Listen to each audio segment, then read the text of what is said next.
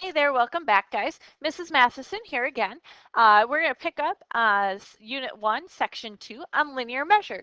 Our learning target or our objective for today is I can determine lengths of segments. So let's talk about what is a segment. A segment, and our description is going to be part of a line with endpoints.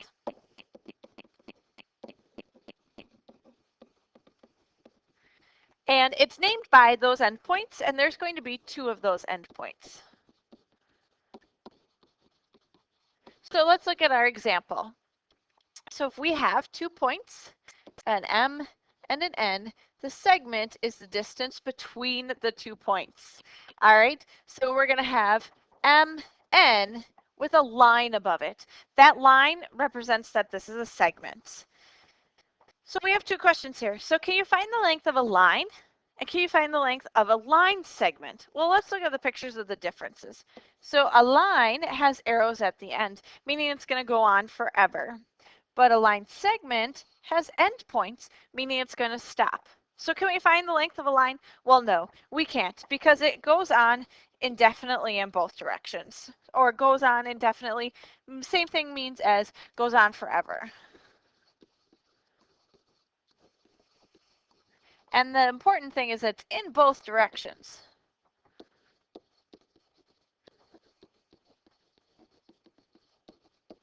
But a line segment, on the other hand, has endpoints. So can you find the length of a line segment? Yes. It has a start and an end.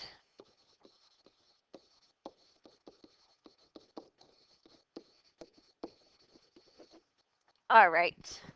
So let's actually do some measuring here. It says find the length of A, B in each diagram below. Well, looking at A doesn't really have a lot going on there.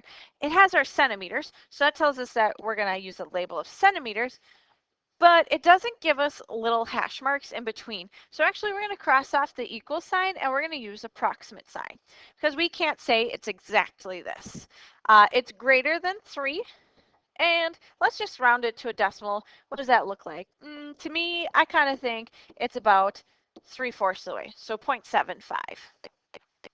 But if we look at B, AB has an endpoint and it has the little hash marks. And so if I bring that hash mark from the B down, I have a better idea of where we're going to end. So we can actually use our equal sign. It's greater than 3 again, so I can have my 3. And if I count how many little hash marks over it is, I see it's 7 over out of how many total? 7, 8, 9, 10. So it's out of 7 out of 10 centimeters. 7/10, you guys might know, is 0.7 as a decimal. All right, don't forget that label, so important. Number 2, find the length of RS in the diagram below. Okay, RS. So let's bring down the S. And it's up greater than 1. It's so important that you look and see that number. It's greater than the 1, and it's 1, 2, 3, 4, 5 over. Okay, out of how many total? 5, 6, 7, 8, 9, 10, 11, 12, 13, 14, 15, 16. So 5/16. And again, don't forget our label of inches. Now, if it was a fraction that you could reduce, go right ahead. Make sure that you reduce that for us. And you want to think about that. Okay, then we have problem 3. I've done a few examples for you. I'm pretty confident that you guys are going to be able to do problem 3 on your own. Hey, it might even appear on the quiz. Let's go to the back side of our notes sheet. Now this is kind of where the bulk of the information we're going to be thinking about is betweenness of points. So if we look here, S is between R and T. S is between R and T. So you want to be thinking about betweenness of points. Really, if you see this in a word problem, it'll say the point S is between points R and T on a line. Okay, so we actually use this for pictures. Now, I'm giving you the basis for this one, and let's work on it.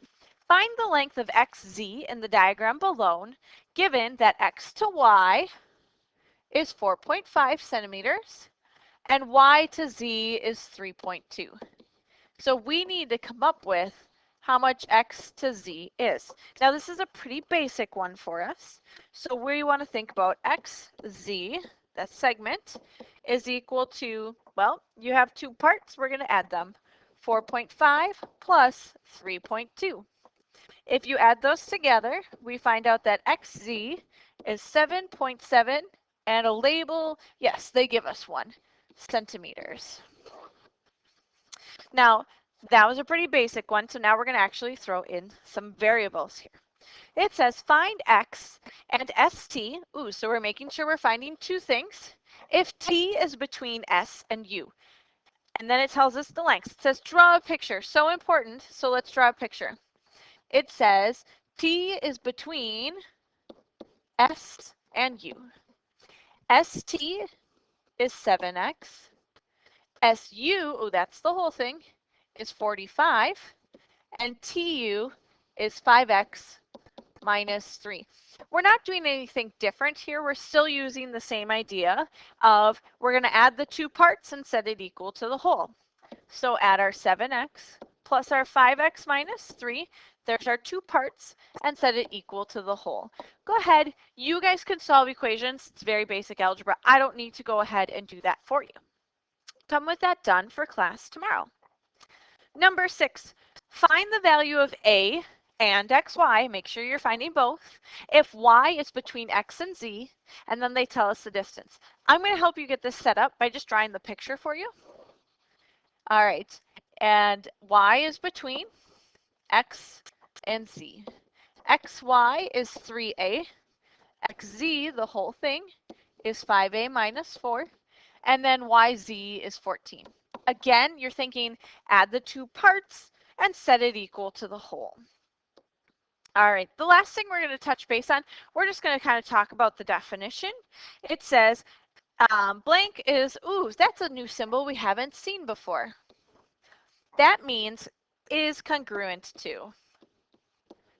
And now if you don't know what the word congruent is, you're going to want to know that it's pretty much means that they're equal, but we want to say that they have the same measure. So we're looking at this as MN, that's this segment, is congruent to QP, which is this segment, because they have the same measure. They're both 2.1. So that would mean that we could say that they were equal or congruent to. And we're going to actually use that in class and when we get to our practice assignments. So finish up those few problems I left for you. Go on Schoology and take your quiz, and we will see you guys later.